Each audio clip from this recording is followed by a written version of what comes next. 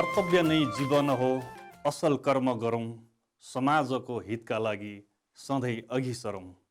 ठुला ठुला बाधाहरू छलफल गर्दा समस्याको गाँठो फुक्छ सभाभित्र पस्दा। नमस्कार। आज हामी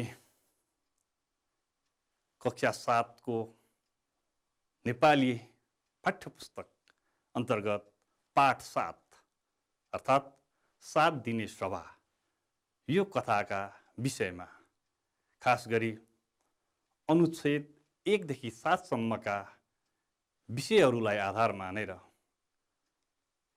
सस्वर पठन, कठिन शब्दहरूको उच्चारण, शब्दहरूको अर्थ र वाक्य रचनाका साथै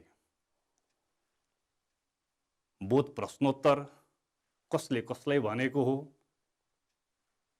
ठिक उत्तरमा मिल्दो चिन्ह लगाउने, टिक लगाउने, चिन्ह लगाउने, यिनै अभ्यासहरूका बारेमा आज हामी यो कक्षामा छलफल गर्नेछौँ।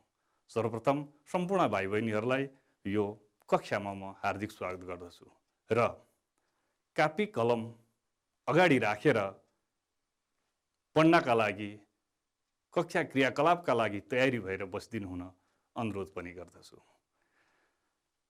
र भाइ बहिनीहरू, आज हामीले पढ्न लागेको पाठ कथा हो र कथाको शीर्षक हो 7 दिने सभा।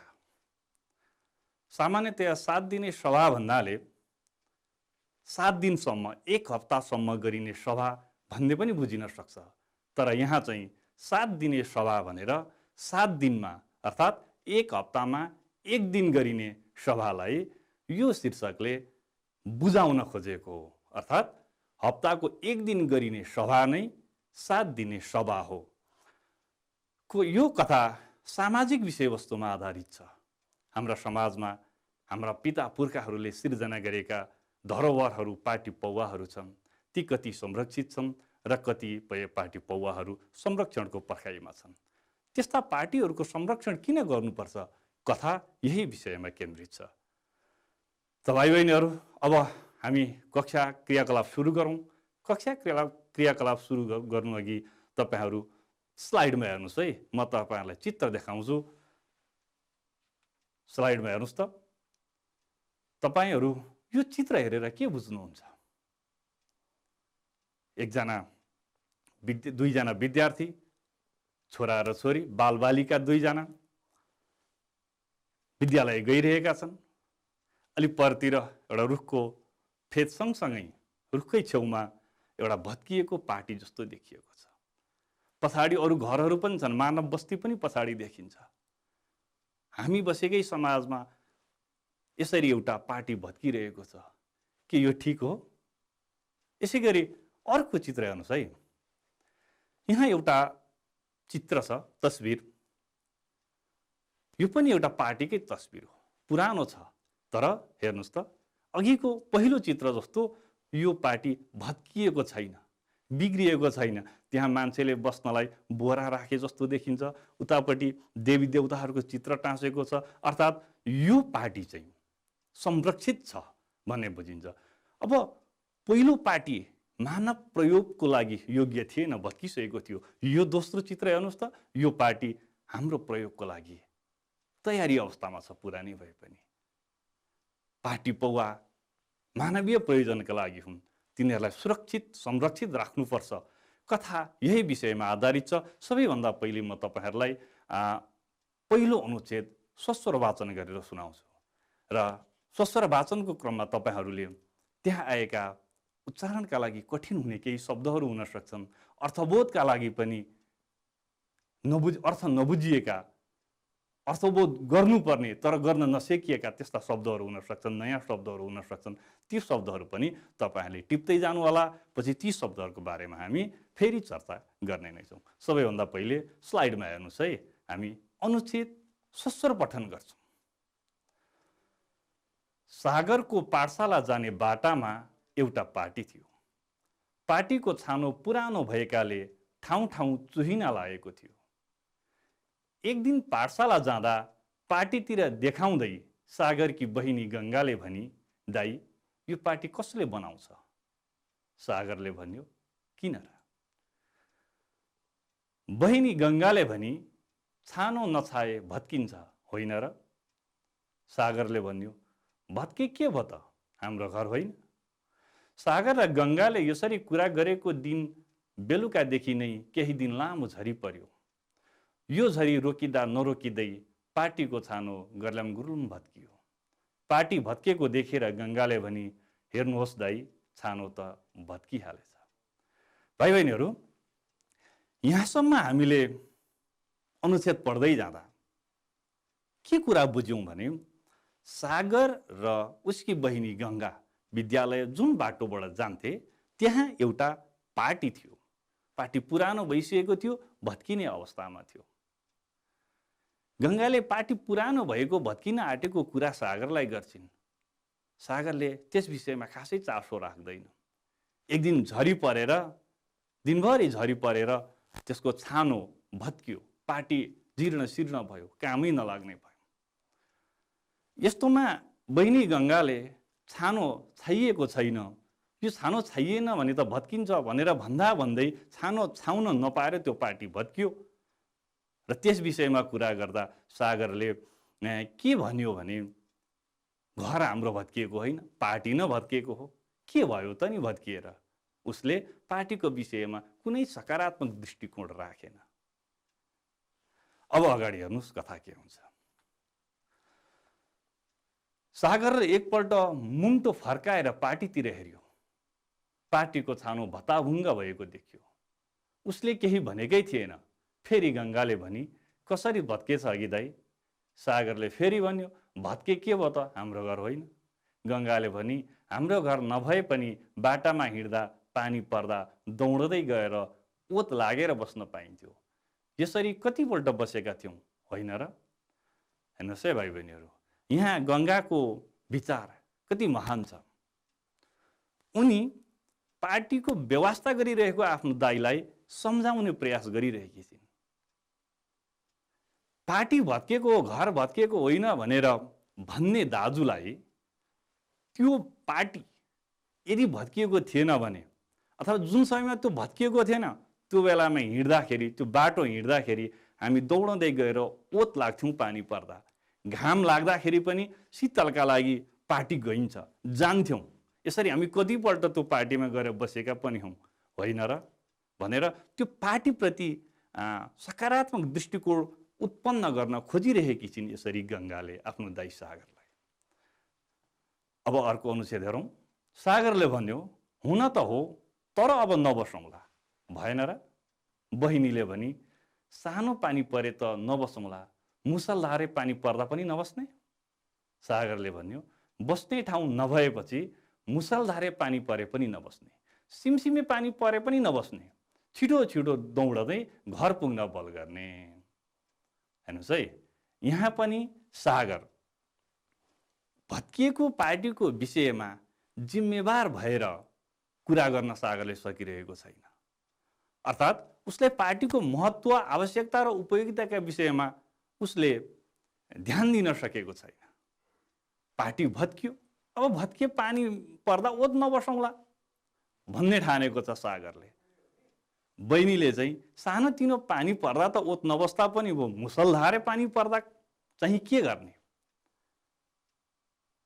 मुसलधारे पानी पर्दा पनि नबस्ने, सिमसिमे पानी परे पनि नबस्ने, पानी पर्यो कि दौडँदै घर जाने, ओत नलाग्ने, पार्टीतिर नछिर्ने। सागरको विचार यही रह्यो। अब अगाडि हेर्नुहोस् है कथा के हुन्छ।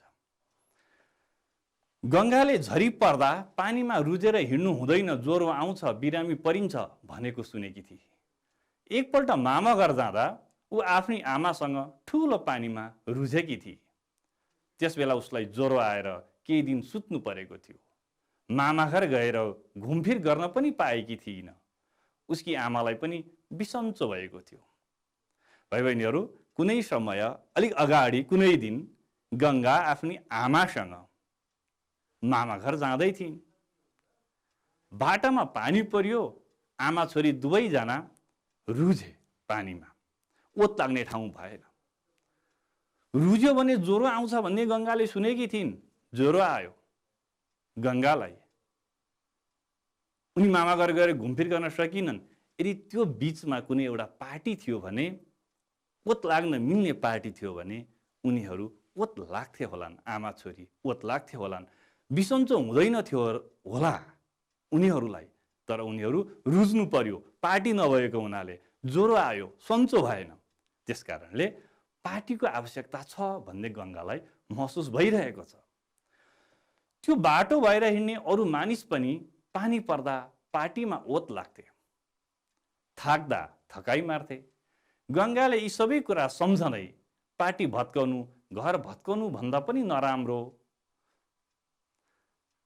गङ्गाले यी सबै कुरा सम्झँदै पार्टी भत्काउनु, घर भत्काउनु भन्दा पनि नराम्रो भयो भन्ने ठानी।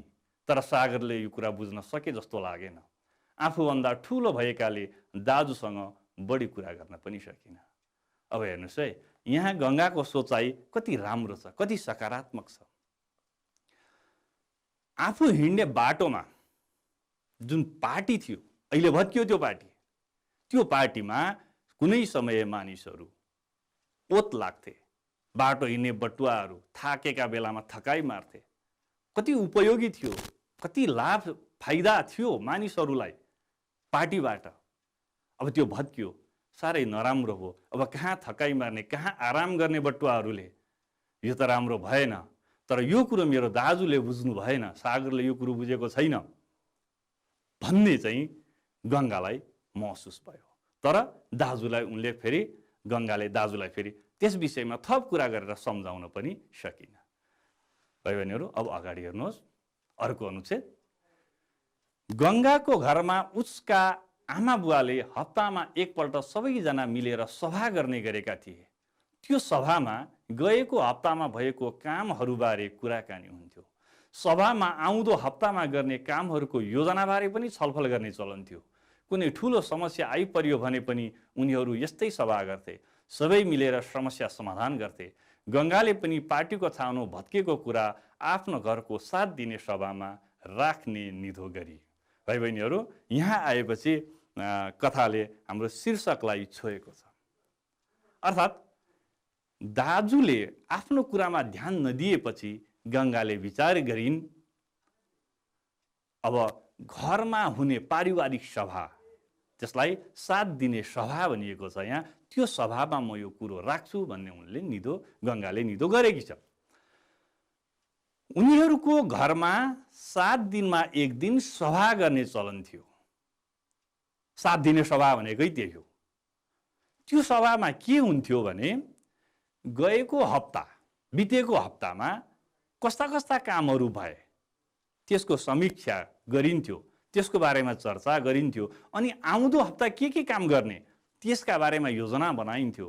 त्यसबिचमा कुनै समस्या आइपर्यो भने पनि त्यो समस्याको समाधानका लागि सरसल्लाह त्यहाँ हुने गर्थ्यो। अब त्यही 7 दिने सभामा गङ्गाले जुन पार्टी भत्किएको छ, विद्यालय जाने बाटामा रहेको पार्टी, त्यो भत्किएको पार्टीको विषयमा कुरा राख्ने निर्णय गङ्गाले यहाँ गरेकी छ।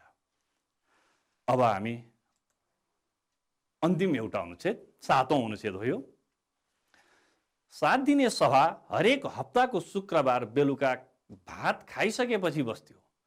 सभामा बुवा सभाध्यक्ष हुन्थे, आमा विशेष अतिथि हुन्थिन्, सानो भाइ जुरेली उद्घोषक बन्थ्यो, सागर र गङ्गा सहभागी सदस्य बन्थे। सभामा साह्रै राम्रोसँग छलफल हुन्थ्यो। सबैले आफ्नो मनमा लागेका कुरा निर्धक्क भएर भन्थे। कसैले कुनै कुराको गल्ती गरियो भने पनि उसलाई हेला गरिँदैनथ्यो, गल्ती सुधार्ने मौका दिइन्थ्यो।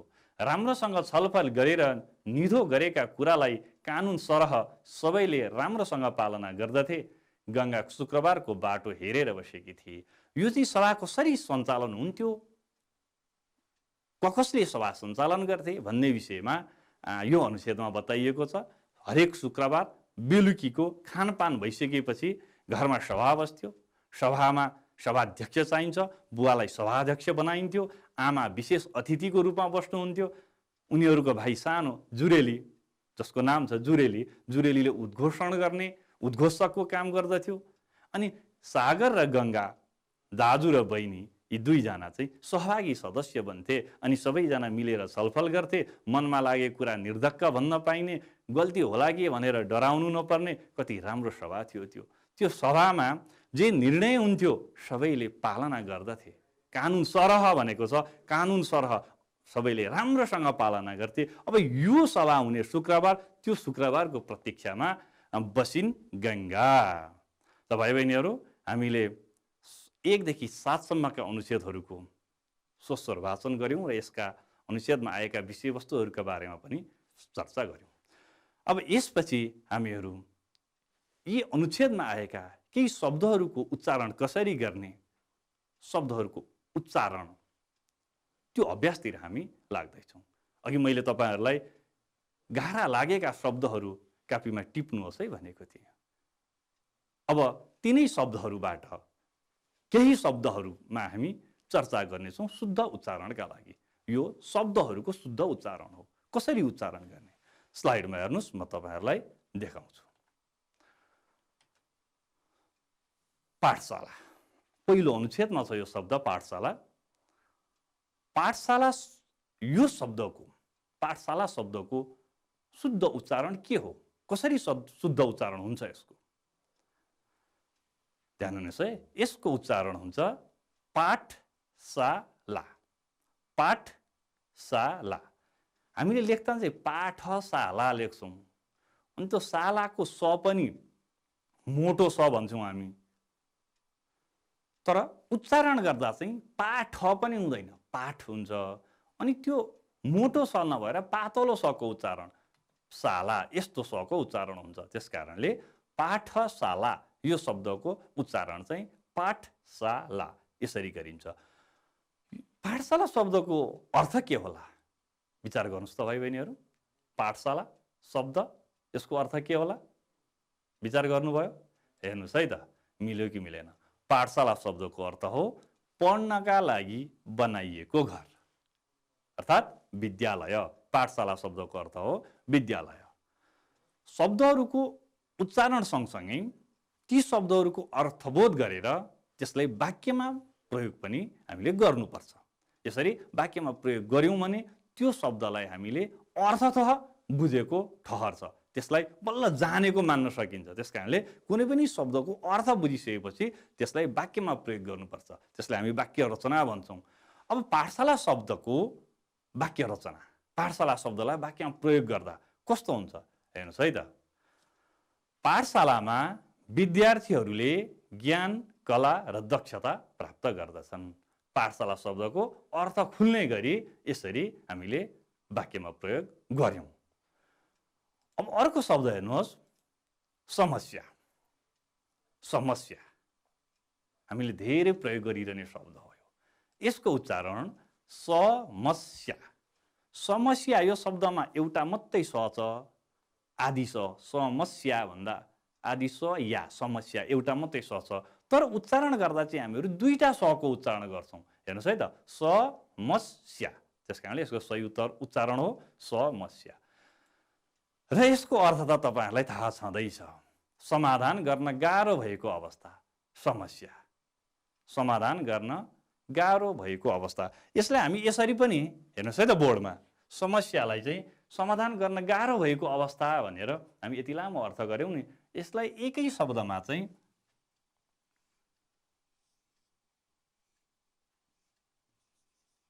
बाधा, बाधा पनि समस्या शब्दकै अर्थ हो। यसै गरी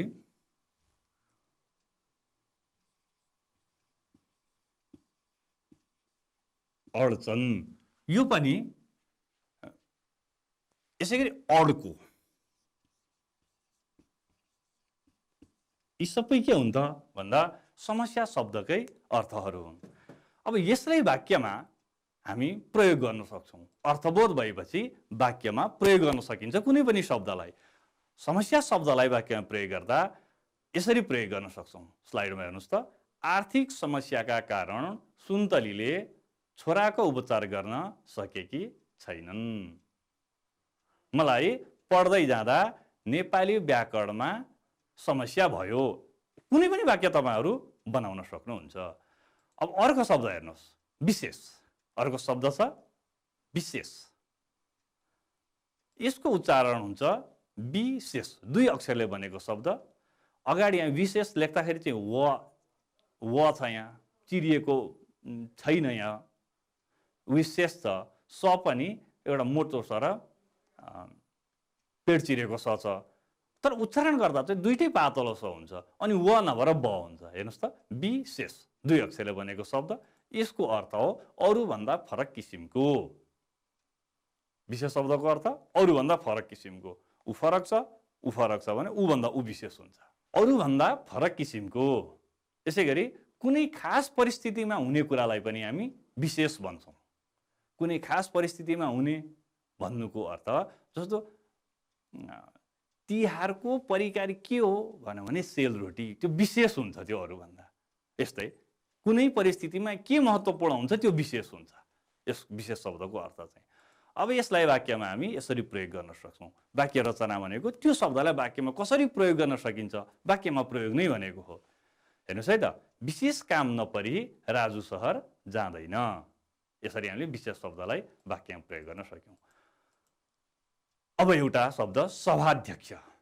सभाध्यक्ष, यसको उच्चारण सभाध्यक्ष। सभाध्यक्ष, क्षको उच्चारण हामी गर्दैनौँ, हामी क्षलाई क्ष भनेर उच्चारण गर्छौँ। त्यस कारणले सभाध्यक्ष भन्दा कको पनि उच्चारण भएको छ, सभाध्यक्ष। यसरी 4 अक्षरले बनेको शब्द हो। यसको शुद्ध उच्चारण सभाध्यक्ष। सभाध्यक्ष यो शब्दको अर्थ त तपाईहरुले बुझ्नु नै भएको छ। सभा वा कार्यक्रमको प्रमुख व्यक्ति सभापति, सभाध्यक्षको अर्थ हो। अब अर्थ बुझेपछि यसलाई वाक्यमा प्रयोग गर्न त सजिलो भइहाल्छ। हेर्नुस् है त, सभाध्यक्षको विचार मलाई असाध्यै मन पर्यो। सभाध्यक्षको विचार मलाई असाध्यै मन पर्यो। अब अन्तिम एउटा शब्द छ, ध्यान दिनुस् है, उद्घोषक। उद्घोषक उच्चारण हुन्छ उद्घोषक।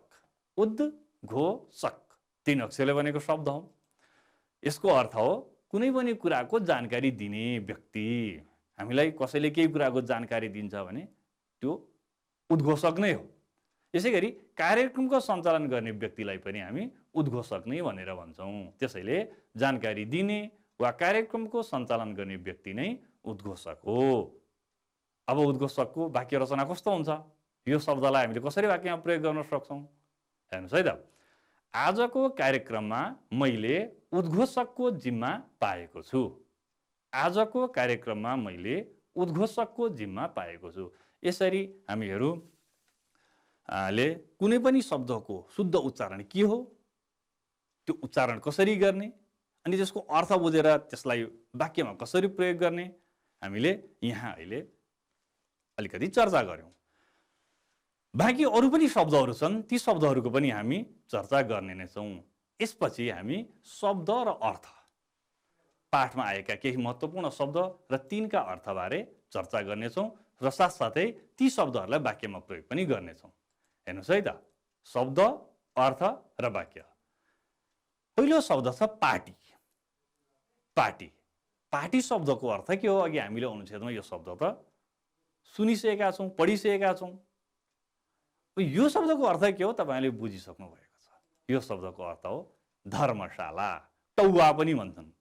पार्टी भन्नु, धर्मशाला भन्नु, टौवा भन्नु एउटै अर्थ हो। र यसलाई वाक्यमा प्रयोग गर्दाखेरि हामी यसरी प्रयोग गर्न सक्छौँ। हेर्नुहोस् है त, बटुवाहरू पार्टीमा बसेर थकाइ मार्दैछन्। पार्टीमा बसेर थकाइ मारिन्छ, बटुवाहरू पार्टीमा बसेर थकाइ मार्दैछन्। अब अर्को शब्द छ झरी। झरी, झरी शब्दको अर्थ हो बर्सिरहेको पानीको प्रवाह। आकाशबाट पानी बर्सिन्छ नि, त्यो पानीको प्रवाहलाई हामी झरी भनेर भन्छौँ। बर्सिरहेको पानीको प्रवाह।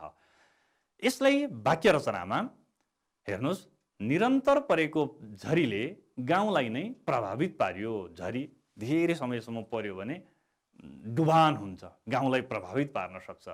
त्यसकारणले निरन्तर परेको झरीले गाउँलाई नै प्रभावित पार्यो। अब अर्को शब्द छ ओत। ओत लाग्ने भनेर अघि हामीले पाठमा पढ्यौँ। के होला त ओत शब्दको अर्थ? हेर्नुहोस् है त, घाम पानीले नभेट्ने सुरक्षित ठाउँ, त्यो ठाउँमा गएर बस्नेलाई हामी ओत लाग्ने भन्छौँ। घामले पनि पानीले पनि नभेट्ने सुरक्षित ठाउँ भयो त्यो ओत। यसलाई वाक्यमा हेर्नुहोस्, चर्को घाम छल्न किसानहरू रुखको छायामा ओत लागे। चर्को घाम छल्न किसानहरू रुखको छायामा ओत लागे। अब अर्को शब्द छ मुसलधारे। मुसलधारे विशेषण शब्द हो। मुसलधारे पानी, मुसलधारे झरी, जे भनौँ मुसलधारे। यसको अर्थ हो मुसल जत्रो धारा भएर दर्कने पानी, ठुलो धारासहित पर्ने, आकाशबाट दर्किने पानी, यो मुसलधारे पानी हुन्छ। मुसल जत्रो धारा भएर दर्कने पानी। वाक्य रचनामा हेर्नुहोस्, हिजो परेको मुसलधारे पानीले बालीनाली सखाप पार्यो। मुसलधारे पानीले बालीनालीलाई सखाप पार्छ, विनाश गर्छ बालीनालीको। यसै गरी अर्को शब्द छ सभा। यसको अर्थ त तपाईँले बुझिहाल्नुभयो, भेला। कुनै पनि विषयमा छलफल गर्नका लागि जम्मा भएका मानिसहरूको समूह नै सभा हो, भेला हो। त्यो सभा शब्दको अर्थ भेला भयो। यसलाई वाक्यमा हामी यसरी देखाउन सक्छौँ, भक्तमानले आफ्नो समस्या सभामा राख्यो। आफ्नो समस्या सभामा राख्न सकिन्छ। भक्तमानले आफ्नो समस्या सभामा राख्यो।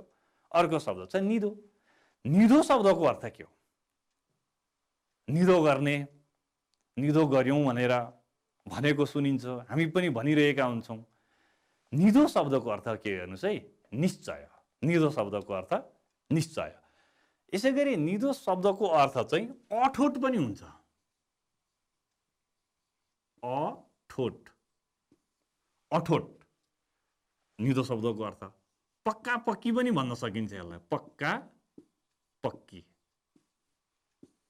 यो दुईटै के हो त भन्दाखेरि निधो शब्दको अर्थ हो। त्यसकारणले निधो भन्नाले हामी निश्चय पनि हो निधो शब्दको अर्थ, अठोट पनि हो, पक्का पक्की पनि हो। र यसलाई वाक्यमा हामी हेरौँ, मैले विदेश नजाने निधो गरेँ, निर्णय गरेँ, अठोट गरेँ, यही भनेको, मैले विदेश नजाने निधो गरेँ। अर्को शब्द छ अतिथि। अतिथि यो शब्दको अर्थ त तपाईँहरूलाई आउँछ, पक्का पनि आउँछ। विचार गर्नुहोस् त, के हो? पाहुना। पाहुना, अतिथि भनेको पाहुना। कुन बेलामा आउनुहुन्छ थाहै हुँदैन, त्यस कारणले अतिथि भनिएको हो पाहुनालाई। हामी अतिथिलाई देउता सरह सम्मान गर्छौँ। अतिथिलाई सम्मान गर्ने हाम्रो संस्कृति हो। हामी अतिथिलाई देउता सरह सम्मान गर्छौँ। सहभागी। सहभागी शब्दको अर्थ हो भाग लिने व्यक्ति। कुनै कार्यक्रममा कहीँ पनि कोही मान्छे सरिक हुन्छ, भाग लिन्छ भने त्यसलाई भन्छौँ हामी सहभागी। यसलाई वाक्यमा यसरी प्रयोग गर्न सकिन्छ, तिमी कविता वाचन कार्यक्रममा सहभागी हौ। र अन्तिम शब्द छ हेला। हेला शब्दको अर्थ के होला? बुझ्नु भएको छ भाइ बहिनीहरू?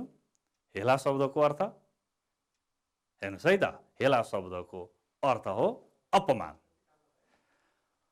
र हेला शब्दको अरू पनि अर्थहरू, अरू पनि पर्यायवाची शब्दहरू छन्। यसलाई चाहिँ अपमान मात्रै नभएर तिरस्कार पनि हेला शब्दकै अर्थ हो। तिरस्कार, तिरस्कार भन्नुपर्ने भने हेला शब्दकै अर्थ हो। अब यसलाई वाक्यमा हामी कसरी प्रयोग गर्न सक्छौँ त? हेर्नुहोस् है त, महान मानिसहरू कसैलाई पनि हेला गर्दैनन्, हेला गर्नु हुँदैन, अपमान कसैलाई गर्नु हुँदैन। त्यसकारणले महान मानिसहरू कसैलाई पनि महान मानिसहरूले कसैलाई पनि अपमान गरेको पाइँदैन, किनकि अपमान गर्ने मान्छे महान हुँदैन। त्यसकारणले वाक्य कस्तो भयो त भन्दा, महान मानिसहरू कसैलाई पनि हेला गर्दैनन्। भाइ बहिनीहरू, तपाईँहरूलाई केही शब्दको अर्थ र त्यसलाई वाक्यमा कसरी प्रयोग गर्ने त्यो तपाईँहरूले अभ्यास गर्नुभयो म सँगसँगै। अब म तपाईँहरूलाई एउटा दुईटा शब्दहरू यहाँ यो सेतो पाटीमा टाँसेर देखाउँछु। ती शब्दहरूको अर्थ के होला तपाईँहरू अनुमान गर्नुहोस् है।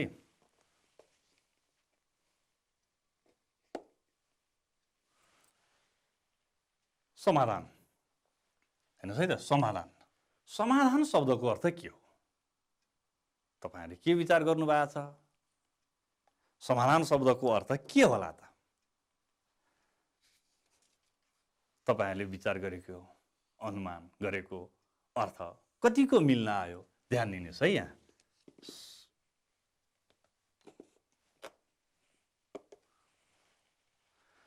समाधान शब्दको अर्थ हो शङ्का वा समस्या हटाउने काम। तपाईँलाई कुनै कुरामा शङ्का भयो, सन्देह भयो, त्यो शङ्का हटाउने काम, सन्देह हटाउने काम पनि समाधान हो। यसै गरी कुनै समस्या आइपर्यो, गाह्रो भयो, बाधा अडचन आइलागे, त्यसलाई हटाउने काम, त्यसबाट मुक्ति पाउने काम, तरिका, यी सबै के हुन्? समाधान शब्दको अर्थ हो शङ्का वा समस्या हटाउने काम। अब यसलाई वाक्यमा प्रयोग गरौँ है। हेर्नुहोस् है त यहाँ,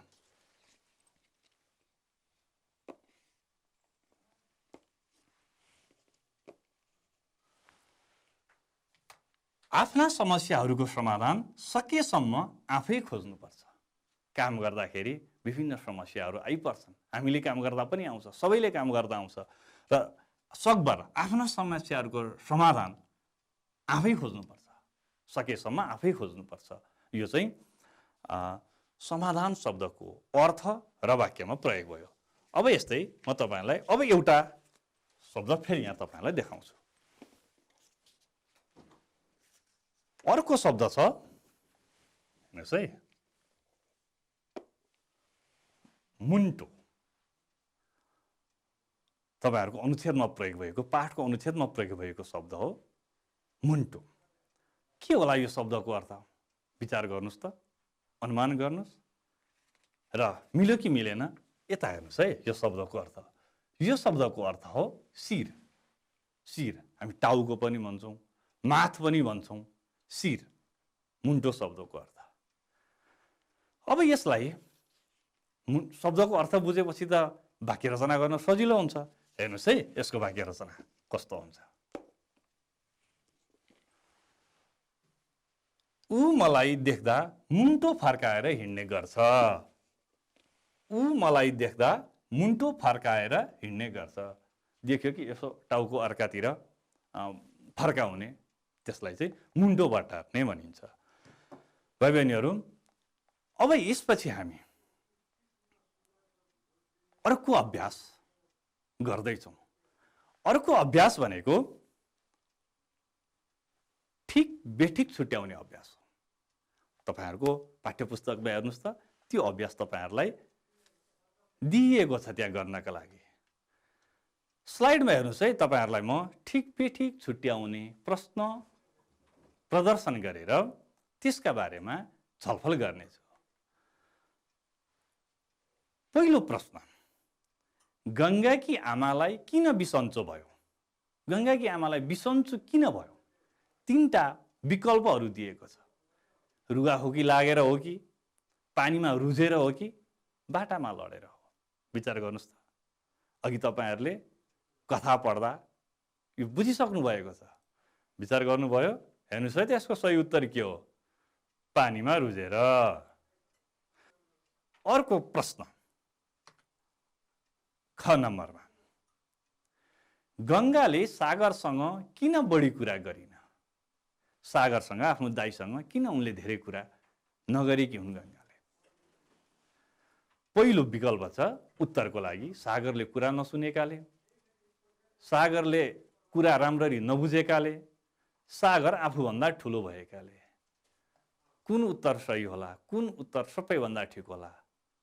विचार गर्नुहोस् त, भन्नुहोस् त। स्याबास, तपाईँले अनुमान गरेकै, तपाईँले भनेकै उत्तर ठिक हो।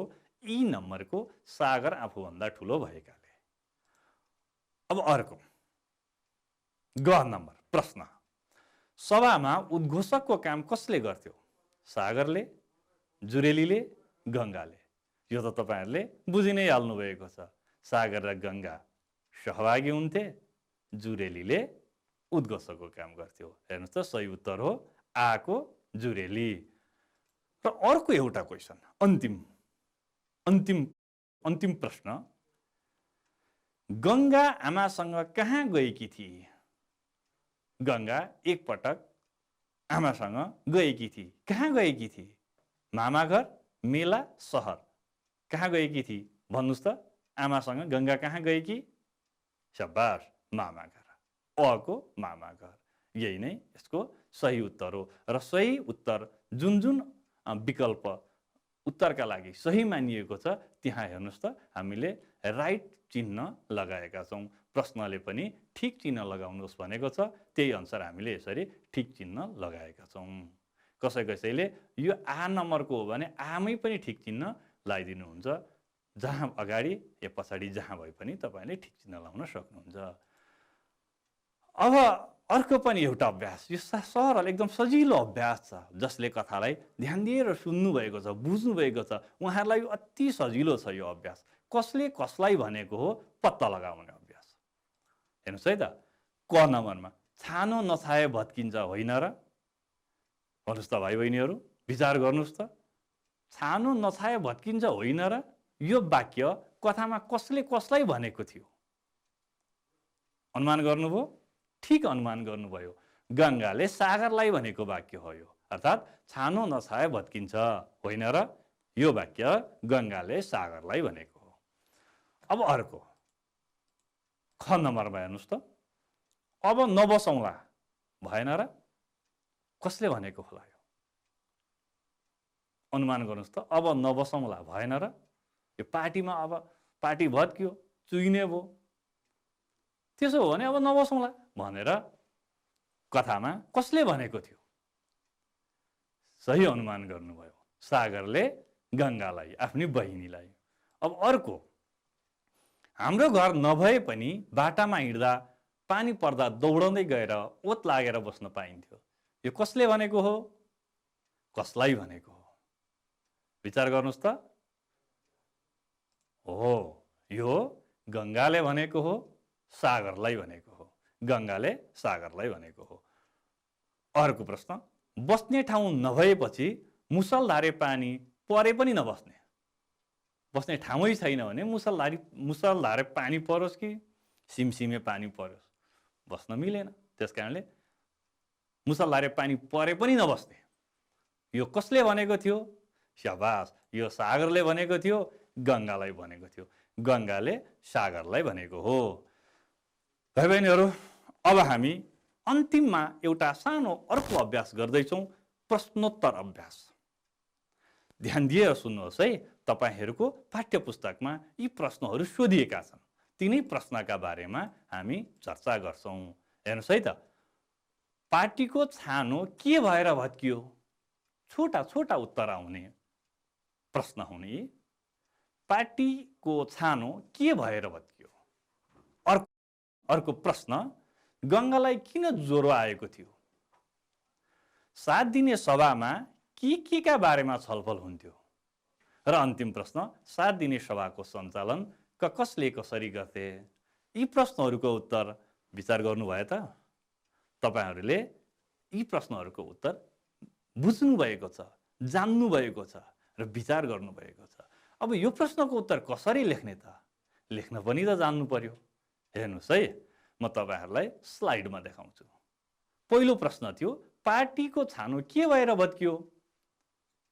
उत्तर हेर्नुहोस् त, केही दिनसम्म परेको लामो झरीका कारण पार्टीको छानो भत्कियो। अर्को प्रश्न, गङ्गालाई किन ज्वरो आएको थियो? किन ज्वरो आएको थियो भन्नुहोस् त? एकपटक उनी रुझेकी थिइन् पानीमा, मामा घर जाँदा आमासँग। त्यही कुरा लेख्नुपर्छ। आफ्नी आमासँग मामा घर जाँदा ठुलो पानीमा रुझेकी हुनाले गङ्गालाई ज्वरो आएको थियो। यो पनि बुझ्नुभयो।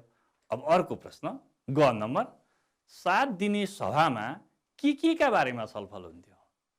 खास गरी 3टा विषयमा छलफल हुन्थ्यो। हामीले कथामा त्यही पढेका थियौँ। ती के हुन् याद गर्नुभएको छ? हेर्नुहोस् है त, 7 दिने सभामा गएको हप्तामा भएका कामहरू एउटा यो, आउँदो हप्तामा गर्ने कामहरूको योजना, 2टा कुरा यो हो, तथा बिचबिचमा विभिन्न अरू पनि समस्याहरू आइपर्न सक्छन्। ती समस्याहरूको बारेमा छलफल हुन्थ्यो। त्यस कारणले हामीले यसै गरी लेख्ने, 7 दिने सभामा गएको हप्तामा भएका कामहरू, आउँदो हप्तामा गर्ने कामहरूको योजना तथा आइपरेका समस्याका बारेमा छलफल हुन्थ्यो। र अन्तिम प्रश्न, 7 दिने सभाको सञ्चालन कसले कसरी गर्थे? सभामा अध्यक्ष चाहिन्थ्यो, अतिथि चाहिन्थ्यो, सञ्चालक उद्घोषक चाहिन्थ्यो, सहभागीहरू चाहिन्थे। कसले कसरी सञ्चालन गर्थे? विचार गर्नुभयो? याद गर्नुभयो? अघि कथामा हामीले भनेका थियौँ। हो, त्यही कुरा हो। बुबा सभाध्यक्ष, आमा विशेष अतिथि, त्यो भाइ जुरेली उद्घोषक तथा गङ्गा र सागर सहभागी भएर 7 दिने सभाको सञ्चालन गर्थे। 7 दिने सभाको सञ्चालन बुवा सभाध्यक्ष भएर, आमा विशेष अतिथि भएर, जुरेली उद्घोषक भएर, गङ्गा र सागर चाहिँ सहभागी भएर यो सभाको सञ्चालन गर्थे। भाइ बहिनीहरू, आज हामीले सस्वर पठन गऱ्यौँ, शब्दहरूको उच्चारण गर्न सिक्यौँ, शब्दहरूको अर्थ बुझेर त्यसलाई वाक्यमा प्रयोग गर्न सिक्यौँ, कसले कसलाई भनेको हो त्यो अभ्यास पनि गऱ्यौँ, अनि सही उत्तरमा ठिक चिनो लगाउन पनि हामीले सिक्यौँ, र अन्त्यमा केही प्रश्न उत्तरहरू पनि हामीले प्रश्न उत्तरका बारेमा चर्चा गऱ्यौँ, अभ्यास गऱ्यौँ। यसका साथै आजको हाम्रो कार्यक्रमको समय सकिसकेको छ। तपाईहरूको सक्रिय सहभागिताका लागि धेरै धेरै धन्यवाद। नमस्कार।